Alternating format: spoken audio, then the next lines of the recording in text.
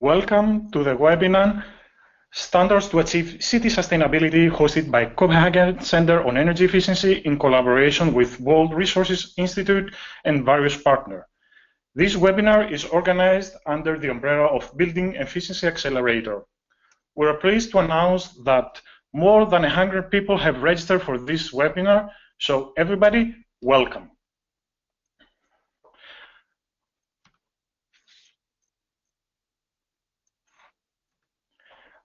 My name is Aristeidis Tsakiris, and I'm an academic employee at Copenhagen Center on Energy Efficiency. The center conducts research and advisory activities in the field of energy efficiency and serves as energy efficiency hub for the Sustainable Energy for All initiative. The center has an established network of global, regional, and national partners with a broad range of stakeholders to help accelerate the implementation of energy efficiency activities. We also support Buildings Efficiency Accelerator with hosting different webinars from various partners. I would like to briefly introduce the speakers of today's webinar. Debbie is a World Resources Institute Ross Center for Sustainable Energy for Sustainable Cities. She manages the Building Efficiency Accelerator. Fong is a Senior Associate and Global Lead for Track City Project. Carley is a Research Analyst with within the Global Climate Program. On a regular basis, the Building Efficiency Accelerator is conducting webinars. All materials, including recordings and presentations from previous webinars, can be found on Copenhagen Center's Knowledge Management System. In the e-learning section, we have a shortcut for the Building Efficiency Accelerator webinar collection. The material of today's webinar will be uploaded shortly. Finally, I would like to inform that you can send us your questions, and we'll do our best to answer as many as we can at the end of the presentations. Please do not forget to mention the name of the panelist that the question is for. So I would like now to hand over to Debbie. Debbie, the floor is yours.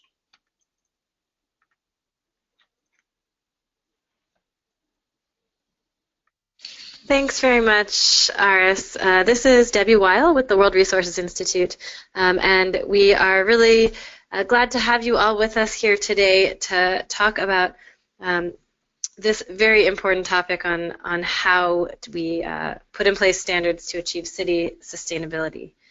This is a webinar as a part of the series for the Building Efficiency Accelerator, so I'll provide a brief overview of what the Building Efficiency Accelerator program is, and then we will get into the content on standards to achieve city sustainability.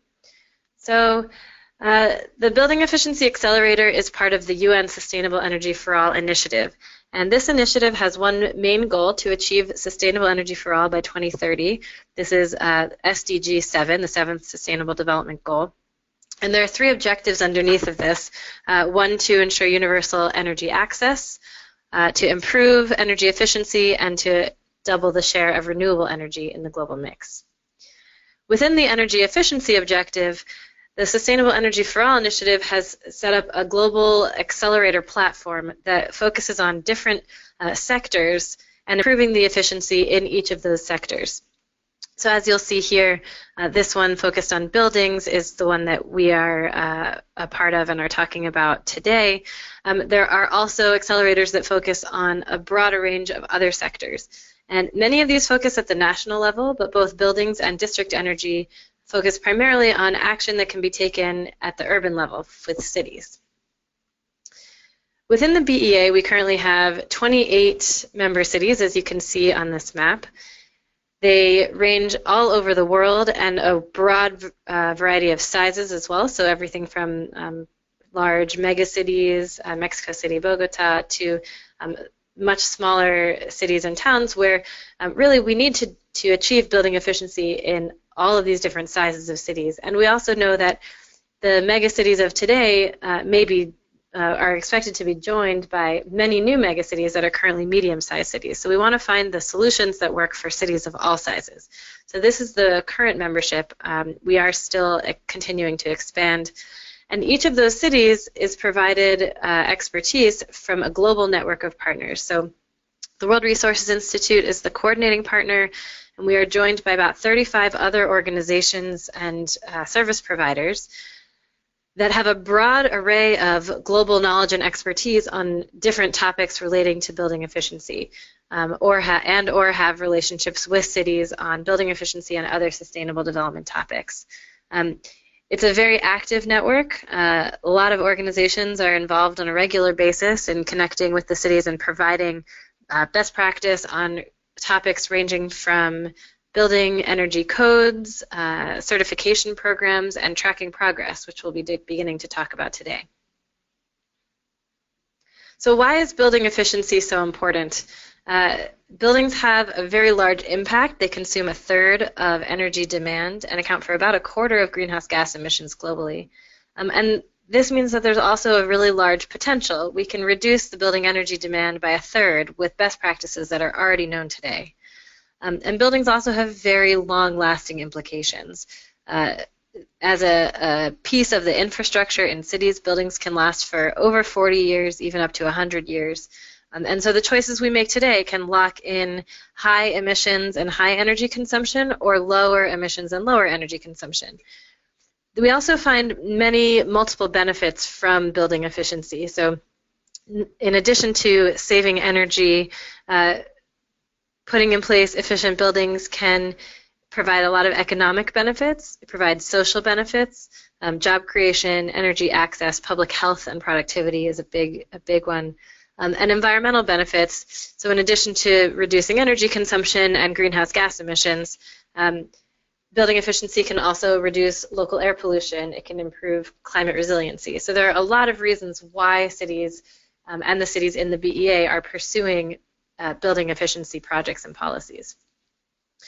So what are the cities signing up to do? In order to meet this overall target to double the rate of building energy efficiency that the Sustainable Energy for All initiative has set, cities that sign up to the BEA commit to implementing one enabling policy, implementing one demonstration project to show the impact and effectiveness of building efficiency, and then very importantly to create a baseline and track their progress on these different actions. And this is often very challenging to find the data, to track the data, and then to share that with other cities. This can have a huge impact both in the city itself to expand the work that the city is doing on building efficiency to increase their ambition, and then also to share this with other governments so that others can learn from the experiences that these cities are having. In order to help the cities achieve these actions, the BEA provides support in a number of areas. First, a local prioritization process. So the BEA and the global partners help cities go through a multi-stakeholder collaborative process in order to define what are the priorities for building efficiency in the city, what is important, what is urgent, and help the city decide what actions to take first. The network also provides tools, expertise, and solutions. This can be remote trainings such as webinars, in-person, regional, or global trainings, and existing tools and resources, and importantly, just connections to this global network of subject matter experts. So answering the specific questions and the specific challenges that cities are facing on these various topics. While the BEA does not provide direct funding to cities in order to do these projects, the BEA network does connect cities with financial partners and with funding opportunities to ensure that the projects and policies can be carried out. And finally, and very importantly, the BEA provides a great platform for global recognition, both from cities' peers, from the local community, from regional leaders, and providing that recognition to cities to show what they're doing and what these best practice activities are on building efficiency. So that's it for a very quick introduction. If you are interested in more information on the Building Efficiency Accelerator, you can visit our website at buildingefficiencyaccelerator.org. You can also send me an email. My email address is on the screen, and these slides will be available after the webinar. And we always welcome new partners, cities, businesses, NGOs, anybody who's interested. Please feel free to reach out. And with that, we will start on this first in a series of webinars on the topic of tracking progress and focusing on the standards to achieve city sustainability. So Carley, I will pass it to you.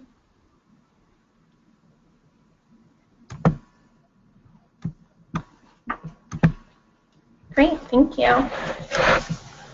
Good morning, good afternoon, and good evening. So I'm Fong. So I'm together with Carley. We'll run this webinar together on the standards to achieve city sustainability.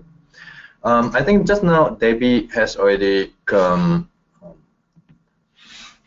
very clearly explained the scope of the building efficiency accelerator work and the scope of work. So I think one of the very important things we need to do when we implement all these policies and projects is that to understand what is the impact from the policies and projects that you all have implemented.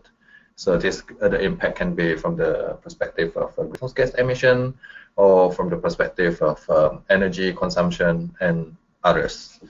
So the webinar today we have this. If we look at the agenda, so we have 4 agenda items. So we start with a bit of background, then overview of the assessment standards available to help you assess the impact of your work, so your projects.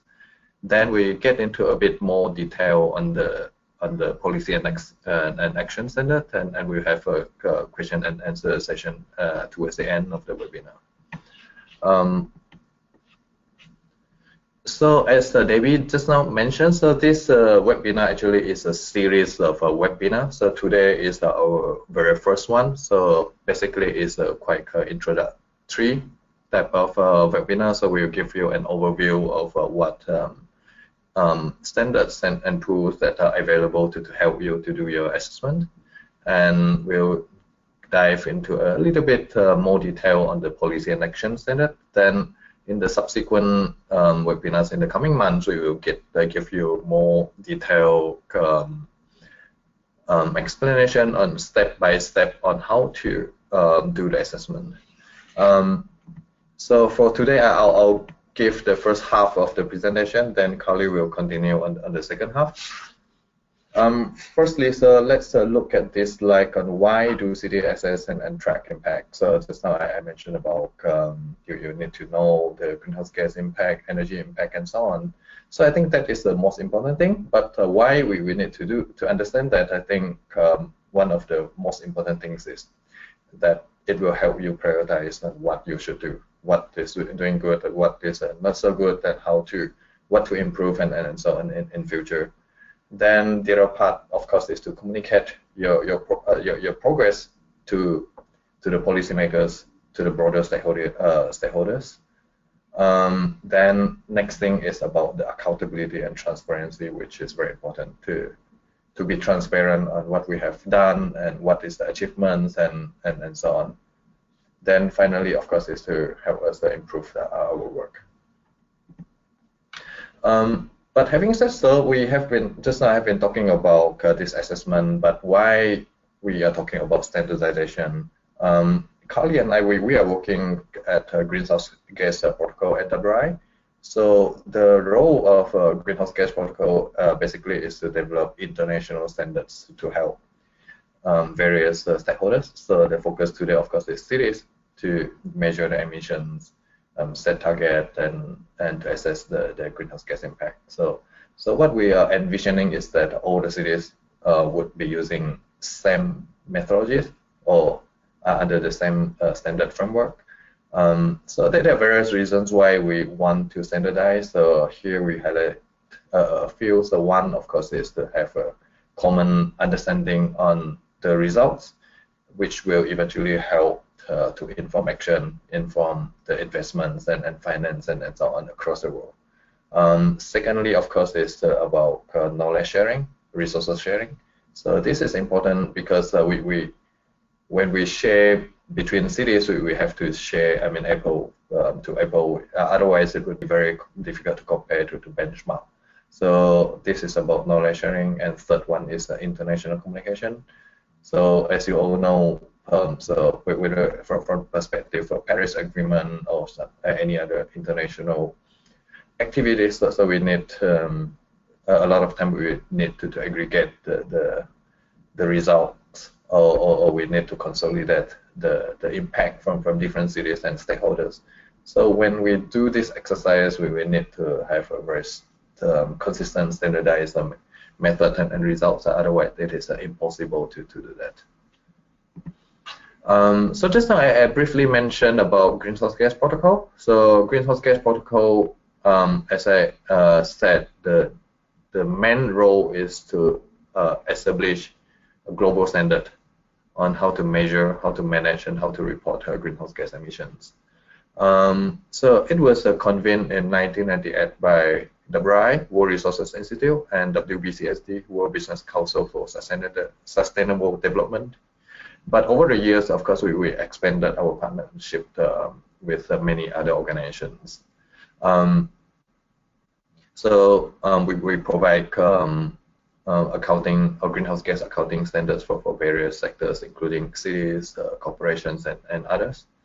So we develop standards, we develop sector guidance or guidance. What we mean by guidance is a more specific guidance for certain sectors or for certain geography. And we also develop calculation tools to help cities to perform the calculations. And we also provide training through webinars, e-learning, and so on. So the webinar today is one of the many activities that we are doing. So if you want to understand more about greenhouse gas protocol, please visit the website listed on the screen. So it's www.ghprotocol.org. So this slide shows the key standards that we have developed over the past 15 years or so.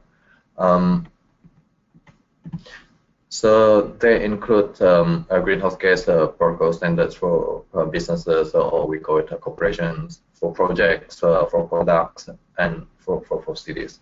So what our focus on cities are the three at the bottom: policy and action standard, mitigation goal standard, and the GPC greenhouse gas protocol for cities. So these are the three key standards that are very useful for cities.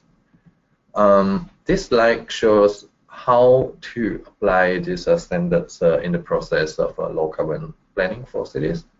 So if you look at the circle here, so this is the very typical process of local carbon planning for cities. So we typically start from, if you look at from the left, is to develop the greenhouse gas inventory to understand what is the emission level that you have and what is the composition from what sectors and so on. Then, so to do this, so we have developed this so-called GPC greenhouse gas protocol standard for cities. So this standard provides you the framework on how to do this greenhouse gas inventory and how to update it over year consistently throughout the years, and as well as consistently with other cities around the world. Then the next step after having this greenhouse gas inventory, then what we need to do is to analyze the data, then produce a scenario or conduct scenario analysis to help us set emission reduction target. To set this emission reduction target, so we also have another standard, we call it Mitigation Goal Standard. So this standard provides you the framework on how to define your target, how to track your progress over time, and how to report consistently. Then after having the target, so what we need to do, we need a roadmap on how to achieve the target. So then we will develop an action plan. So this is available in many cities, including very advanced cities like London, like New York, and also available in many, let's say, developing country cities. Then the next thing is implementation. Also, we will have the action plan, so we need to implement the actions over the years. Then during the course of implementation, so what we need to do is to assess the greenhouse gas impact of these policies and projects. So which is the main focus of the webinar today.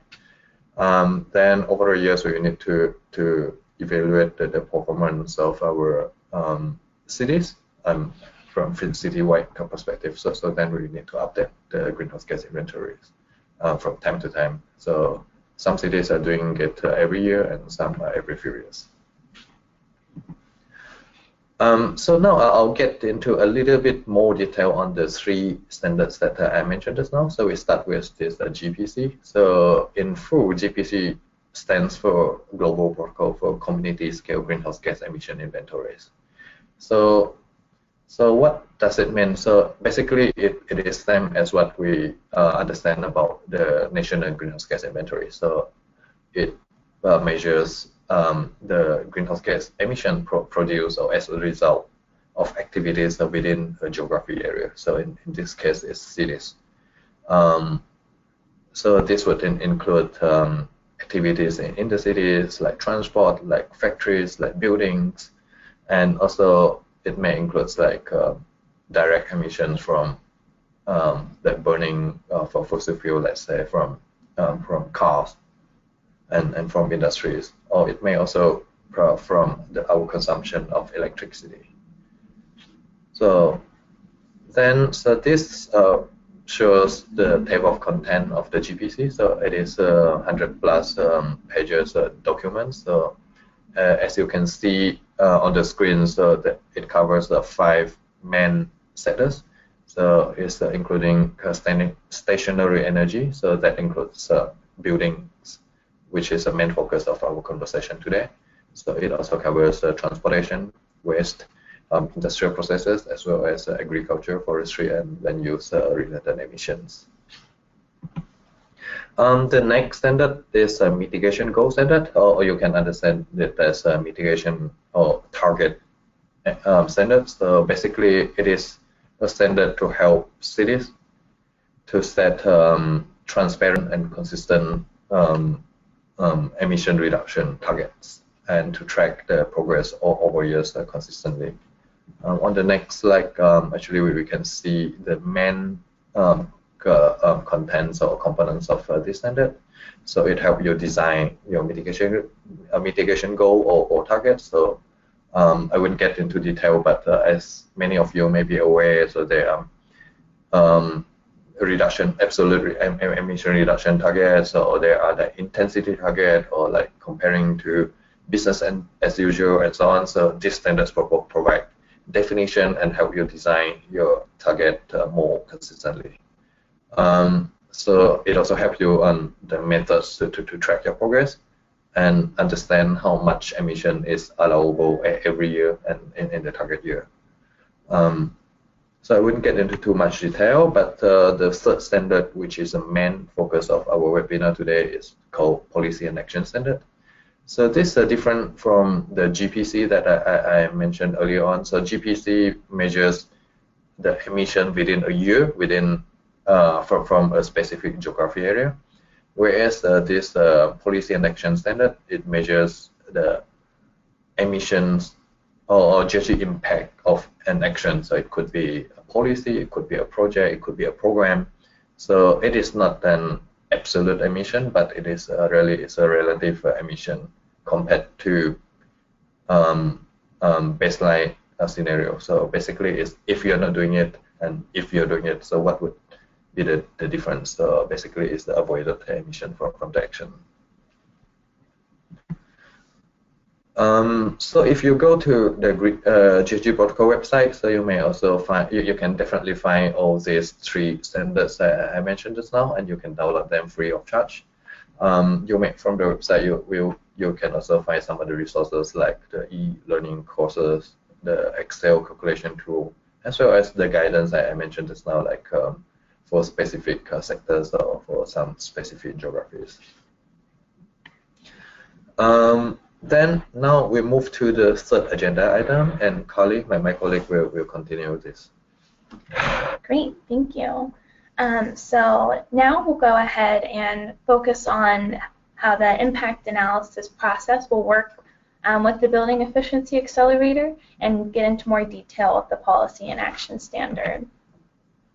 So as Debbie mentioned, there's requirements of tracking progress within the Building Efficiency Accelerator.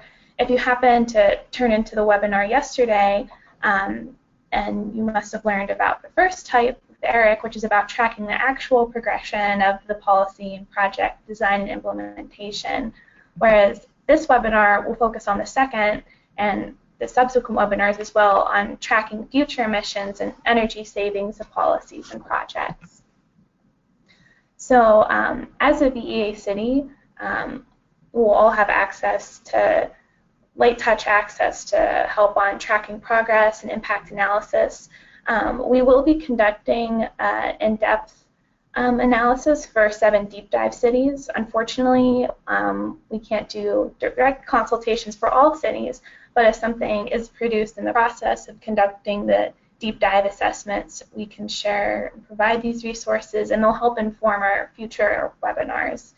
As you can see here, the process for cities on defining the project and policy, identifying impact effects, estimation, reporting is what we'll cover with the Policy and Action Standard, and we'll cover with the future webinars in more detail on these steps.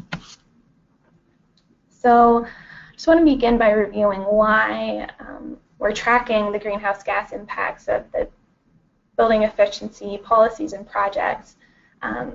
First, it helps measure emissions and energy savings from the projects cities will implement and can help identify reduction opportunities, as well as prioritize strategies for making additional interventions, and help set emission reductions goals, as well as monitor progress over time and comparing with other cities in the accelerator and globally.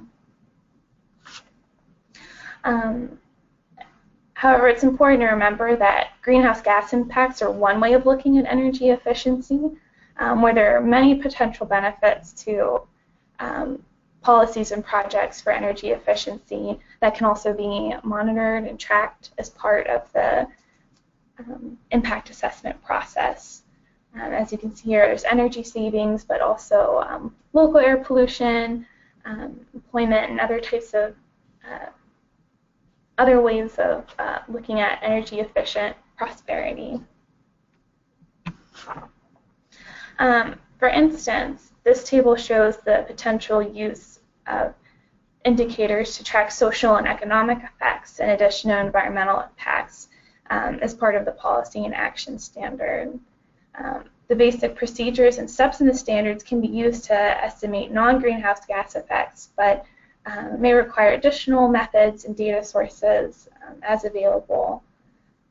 And so now we'll take the time to walk through an overview of the Policy and Action Standard, which is what cities and Building Efficiency Accelerator can use to make their impact assessment. So Fong briefly reviewed some of the aspects of the Policy and Action Standard, and really it's looking to answer the questions of what is the effect of a given policy or action likely to have on greenhouse gas emissions and other indicators, and is a policy on track to meet a broader goal if there is one, and what effect a given policy will have on greenhouse gas emissions. And so the purpose of this standard in answering these questions is to help users assess these effects of policies and projects in an accurate, consistent, transparent, complete, and relevant way for the policies and projects as part of the Building Efficiency Accelerator.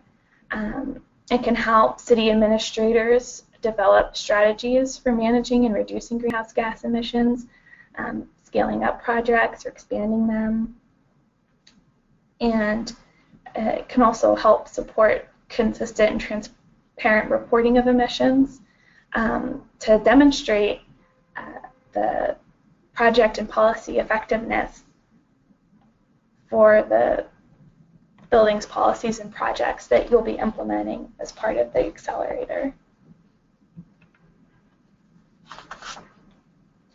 So now to review some of the objectives of assessing a policy and action impact. It can help inform the policy selection and design by comparing options, for instance, comparing options for retrofitting a building or for designing a policy around a building code. And of course, it can help evaluate the policy effectiveness and therefore cost effectiveness in implementing these policies and projects.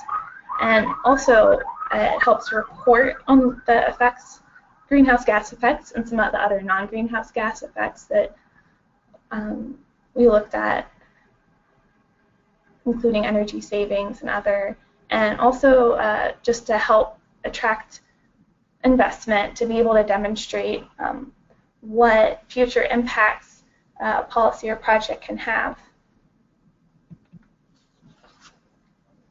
Another reason to conduct an impact analysis is that the policy and action standard can show the additionality of projects. In other words, what benefits the project had in addition to what would have otherwise happened. And this can be helpful for project accounting as well.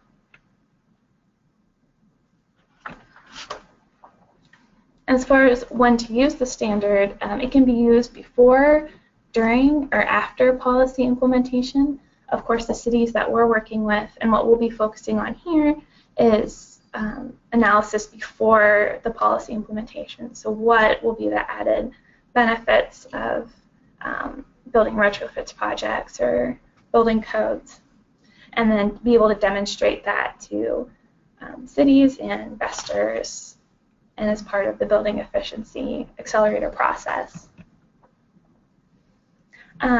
Now that we reviewed why and when to use the standard, we'll go ahead and review some of the steps in the process.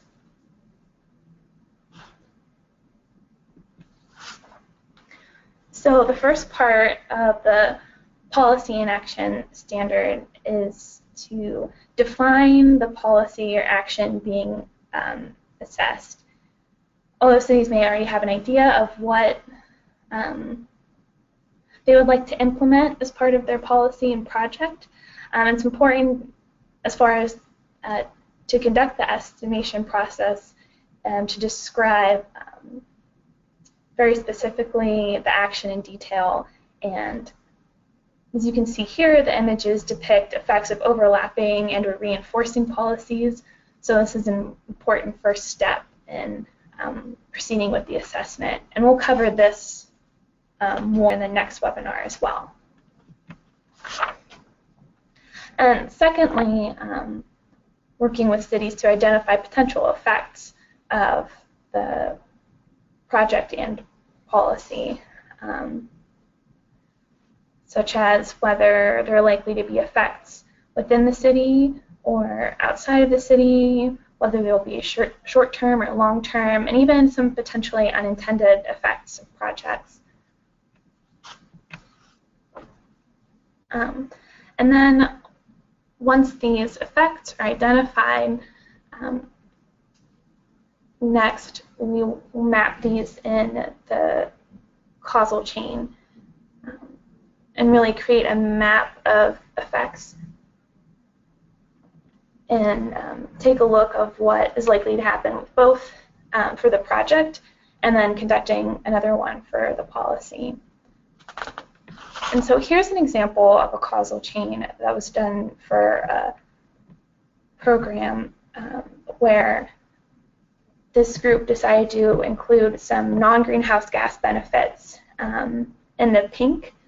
A little difficult to see, and ignoring some of the symbols here, they took into account employment and local air pollution considerations into their causal chain. So again, non-greenhouse gas effects can be considered as well throughout the process.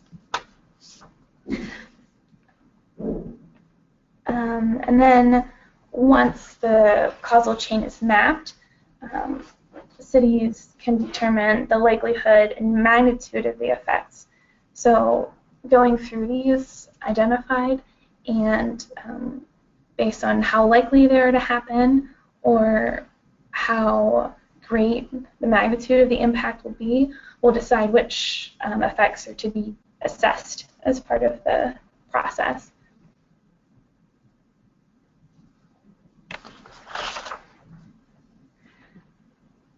following that, the next step is to define the baseline and the policy scenarios. So as I said, most of these, if not all, for the Building Efficiency Accelerator will be ex-ante assessments, so previous to actual implementation. And this is an important step to make sure the methodology and the data is verified for both creating the baseline scenario and the policy scenario. And then you can see in the examples of the different scenarios here in this graph where the vertical distance between the policy scenario and the baseline scenario resembles the likely greenhouse gas effect of the policy.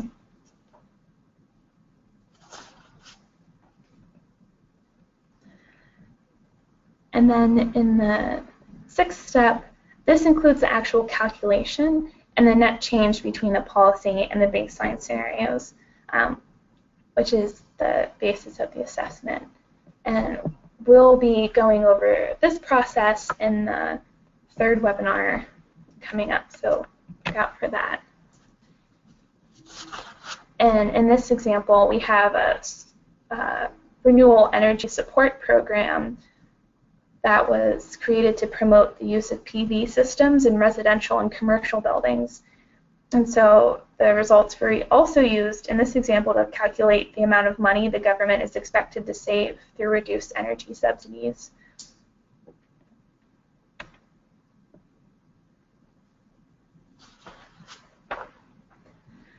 And then the final step is to verify the results and report the assessment.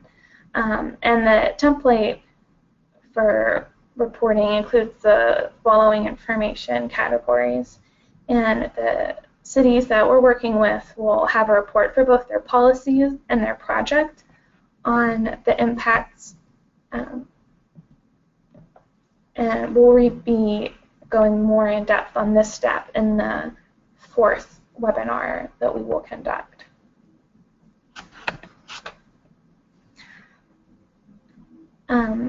Another example, cities may also continue to monitor and evaluate their policy or project results. And in this example, a project in Tunisia on energy conservation in the building sector also included some non-greenhouse gas indicators such as new companies created and saved energy costs. And so again, this idea of monitoring and evaluating policy and projects beyond. So before going into the Q&A, to quickly wrap up, this is our schedule for the subsequent webinars coming up. And here are emails, so feel free to write with any questions. Okay, so I'll now turn this back over to Aris for a question and answer session.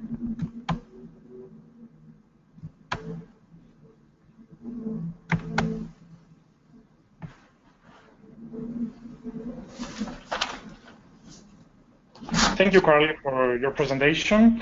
Okay, now it's time for the Q&A session. We have a few questions.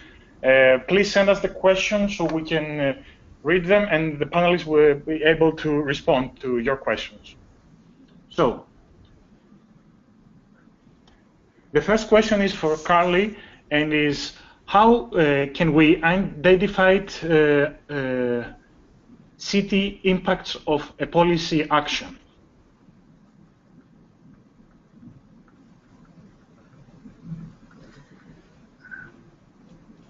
How identify the city impacts of a policy action?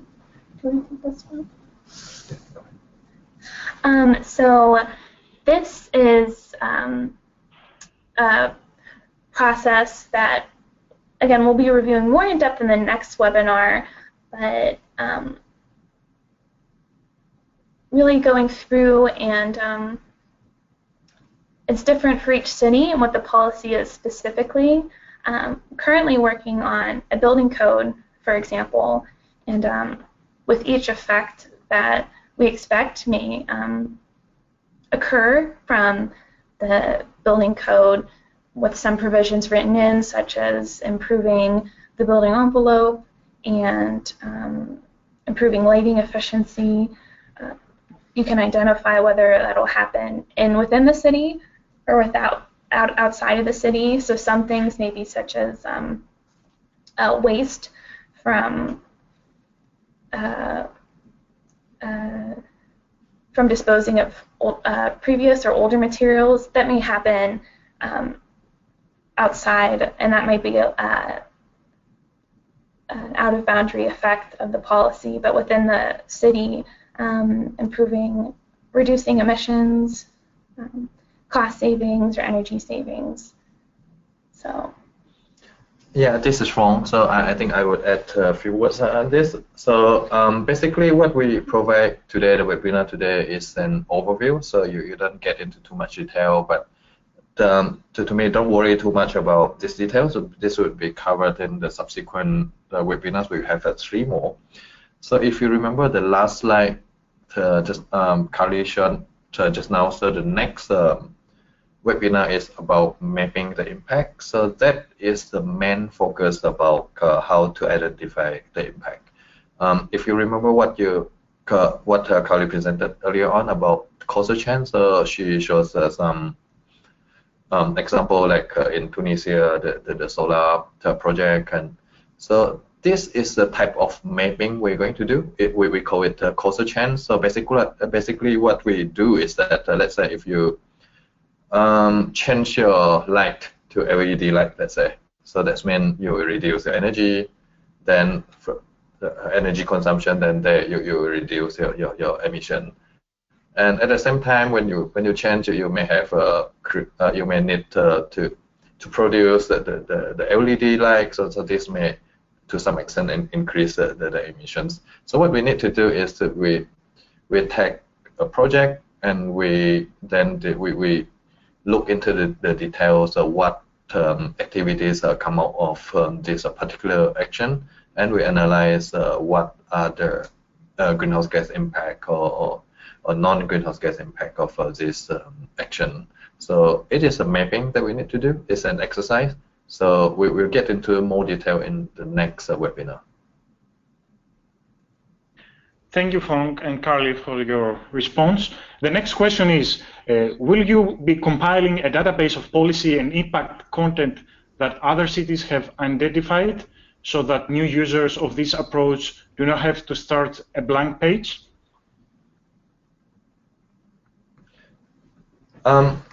This is Fong again. So maybe Debbie can chime in later on, but I believe through this Building Efficiency Accelerator project, we will share experience among the cities. So currently we have 7 cities that we will work closely together with them to assess the greenhouse gas impact and non-greenhouse gas impact of their programs and projects.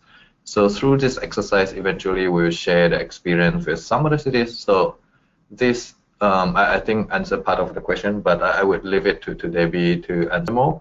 And besides, at Chavara, actually, we have a number of other initiatives as well. So please feel free to reach out to us, and definitely we have a lot of other resources to help you start the process. So definitely a lot of time you don't need to start from scratch. Yeah, thanks, Fong. This is Debbie. I would just add, and so I think that's right. All of what you said is right, and I would add that we don't currently have plans for sort of a formal database to compile, but we do make sure to be compiling and providing to the public domain all the information that our cities are putting together. So if you look at buildingefficiencyaccelerator.org, now you'll see a map on the homepage that shows you what the different policies and projects are that cities are committing to. And we'll continue to be updating the website as the cities continue to move forward in taking action, including information about how they're tracking their progress and what kinds of content they're developing. As Carley mentioned, for 7 deep dive cities, we will be doing a very close process on helping them put together helping them do this process and track their impacts. And so we'll be able to provide those as templates. So as you say, you don't have to start from scratch. You don't have to start with a blank page for cities that are looking to use a similar approach. Thanks, Debbie. The next question is, how do you see implementation of these protocols, standards, in the perspective of developing countries?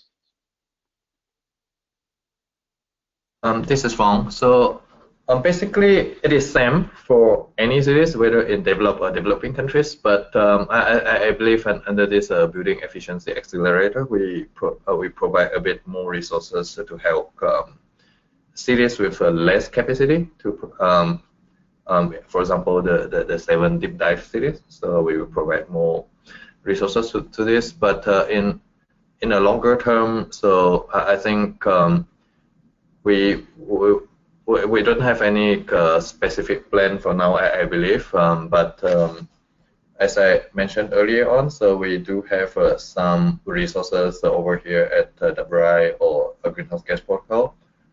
We do have some case studies and from different cities. I think that would be a good start for a number of cities. And training, we do provide training. So this series of webinar is one way to do. And also we do have an e-learning course that you can sign up to take.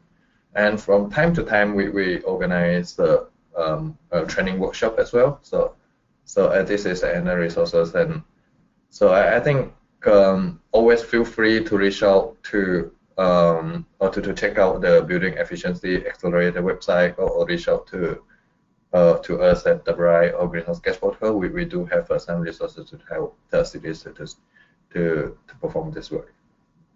Debbie, you have more to add? Yeah, I'd like to add that the Building Efficiency Accelerator cities are primarily in developing countries, and so as we go through this process now, we'll have more information and models for how this can work in cities in developing countries. Primarily, I think that the main challenge is getting access to data, right? So as we think about how we address that in this first round of cities, I think we'll have a more concrete answer. But there are a lot of existing tools for specific building efficiency actions that can help approximate data if it's not available, for instance, on the turnover of building stock or anything like that. So I think it'll be a combination of figuring out how to best collect data in these cities, and then what we do need to make assumptions around and approximate, and this will be a great learning experience for that. So if you're interested in the outcomes or in being sort of aware of what's going on as the process is moving, please do let us know. We're happy to provide updates and keep you informed as we go through this process. Thank you. Okay, the next question is, to what extent is a life cycle perspective applied in the standard when considering that city boundaries are set? For example, procuring products for a city infrastructure project from outside the city boundaries, will manufacturing emission be considered? Sure. So this is Carley, and yes, that can be considered. It depends during the steps where effects are identified and determine, again, based on if they're likely to happen or the magnitude to happen. If the user conducting the assessment wishes to include those or think that they'll have a significant impact, then that can definitely be taken under consideration, and there is that is allowed for under the policy and action standard. Yeah, this is Fong. So just to add on that is that you remember we talked about the causal chain. So that is a process as part of the processes to develop the causal chain. Is that we need to draw a boundary on what to assess. So the policy and action and standard itself does not require you to include what or not to include what, but the most important thing is what just now Carley mentioned, whether they are significant or not. I think the other consideration is whether you have a control over those sources of emission. So I think, for example, what you mentioned about the manufacturing, so that could be outside of the city boundary. So if you think that is something beyond what you can control, I think that you may choose not to include that. But if you think you may be able to control, like to have some procedures in your procurement procedures, then you may include them if they are significant. So it is entirely optional. So it depends on how we define the boundary. Thank you. Our next question is: entry points should be developmental benefits in the case of developing countries than climate benefits. Is that correct that you're using that approach? This is Debbie. So I think this is a really critical point, and especially cities in developing countries. The primary purpose or thing that cities are tracking is not the climate benefits, but rather energy consumption, job creation, healthy environments, air pollution, things like that. So this is certainly, yes, this is how we're tracking it, and then we will just use emissions factors essentially to figure out what the climate benefits are. So we're looking at both. We think that it's really important for the cities to understand the developmental benefits, the energy benefits, etc. But it's also important in connecting it to the national and global conversations to also be able to talk about the climate benefits. And so this approach enables us to do both. Carley or Fong, did you want to add anything to that? Yeah, sure. This is Fong. So the GHG Protocol Policy and Action Standard, so when we developed the standards, so the main purpose was around greenhouse gas emission. So, but definitely, as just now in the Tunisia case study, so just now on one of the slides, so you'll see is that based on assessing the GHG impact, actually you may expand the causal chain to include some of the impact, including like energy or cost saving and so on through this. But of course, when we develop this standard, so we bear in mind about the greenhouse gas emission, but definitely when applying it, we can think about it more broadly. Thanks, Fong. We have one more question. Will you be working with manufacturers, for example, PV module makers, to better understand their own roadmaps to reduce carbon intensity of their manufacturing operation and to incorporate this information into your approach? Debbie, do you want to cover this? Also, I think my understanding about this question is that whether we cover this under this program or. Yeah, so under the Building Efficiency Accelerator, we do not cover manufacturers specifically. So the Building Efficiency Accelerator, we're focusing the unit of analysis, or the people who we're working with are cities, local government officials as our primary audience or our primary partner. So for this particular program, the answer is no. However, I do know that there are other programs that WRI and partners are using the Policy and Action Standard for. Fong, are any of those? Is this covered by any of those other approaches? Yes, definitely. The manufacturer can use this to evaluate the greenhouse gas impact of different manufacturing options. There's no example come across my mind right now, but what I would like to highlight is that this Policy and Action Standard is a very robust standard that can be used by a city, can be used by for sectoral analysis, or can be used by a building, or can be used by a manufacturer. So, but I don't have a straight answer here, but it can be used basically. Thank you. Our next question is for Fong. The causal chain seems to be an exercise that relies on the assessor's judgment.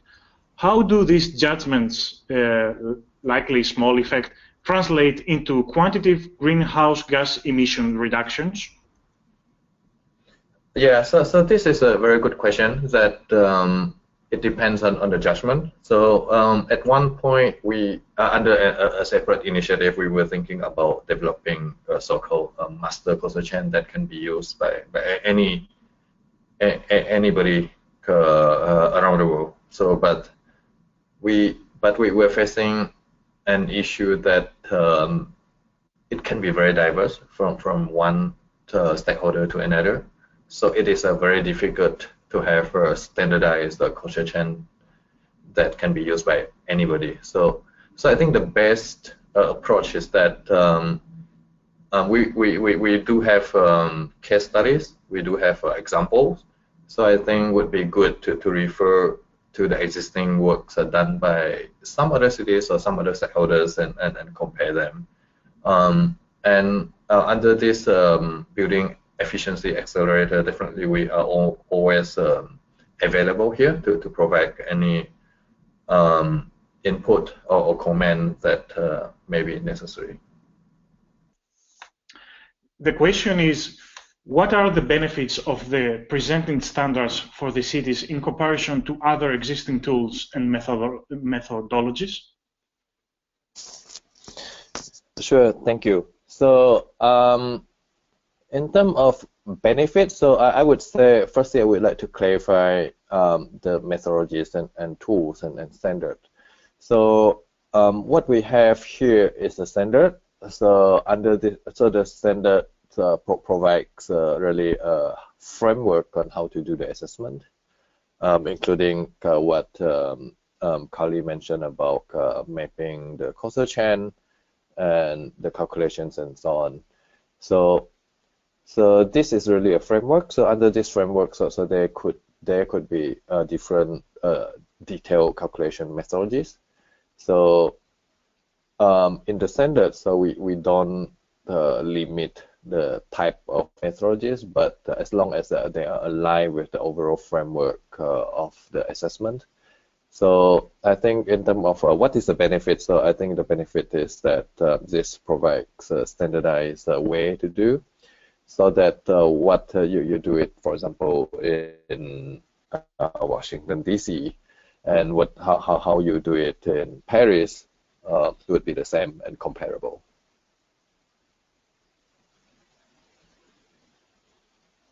Thank you, Fong. The next question is, many cities do not have a detailed and robust data collection frameworks.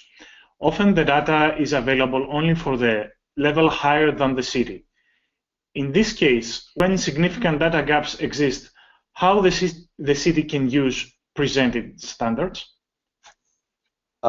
Sure. So this is a common issue happens in many cities. But in any case, so there are different ways to do this. So firstly, if the assessment is for a very specific program or project, so I suppose it would be possible to collect data from these programs or projects. So I think what the missing data a lot of time is like emission factors, so which actually we can get it from a higher level government or from open sources like IPCC guidelines or some of the emission factor databases. Also, if it is some of the things that some of the data points that you don't have, so I think of course one way I try to look out for references as just now I mentioned, and the other one I think is to find out some of the proxy data from some of the program or projects and so on. So I don't have any straightforward answer to this because it is a really case by case, and it happens in many cities. So what we can do is look for references, look for proxy data, or try to collect primary data from the program or project.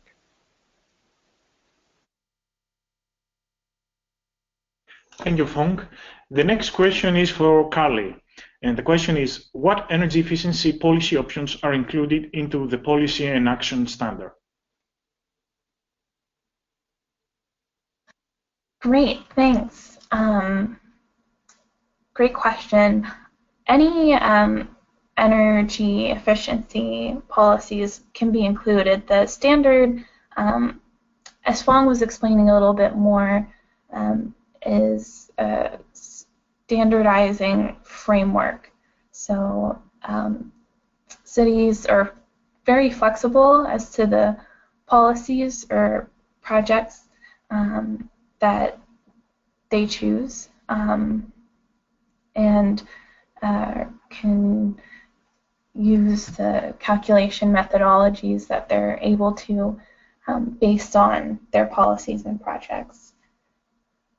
So so far, the assessments that we're doing for the Building Efficiency Accelerator, for example, there have been a building code, but there also has been proposed guideline on buildings, and so we're seeing different types of energy efficiency policies.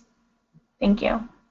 Yeah, I just would like to add on this point. So as Carley said, so the standard itself is very flexible, so you can use it for any policies or any programs or project. So it really depends a lot on what is the purpose of the assessment. So what do you want to find out from the assessment? So I think the other aspect is that I think we did not get into too much detail during the presentation, was that you may also evaluate or assess the impact of a combination from more than one programs, projects, or policies. So this can be done as well. So it depends on what you are trying to get out from. So what is the purpose of the assessment? Thank you. Now, the next question is for any of the speakers. How does the protocol or perhaps Building Efficiency Accelerator allow for assessment of non-greenhouse gas impacts? Are there methods or protocols used for this end? So I can start this question off.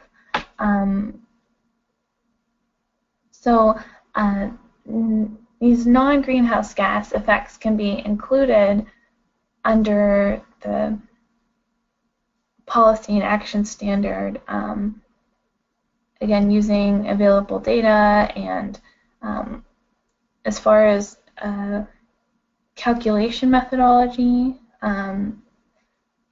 and what specific non-greenhouse gas effects are to be included. This is, again, flexible on the part of the city and like the specific objectives of the policy or project. Fong, do you have anything to add? Yeah, sure. So I think if you remember one of the slides with showing the Tunisia case study, so that one provides assessment on non-greenhouse gas impact. So basically, the steps are still the same. If you go to the policy and action standard, there's a section explaining this. So basically, the steps are still the same. So what you need to do is to create a causal chain, then to think about what would be the changes in terms of activities from your programs or project.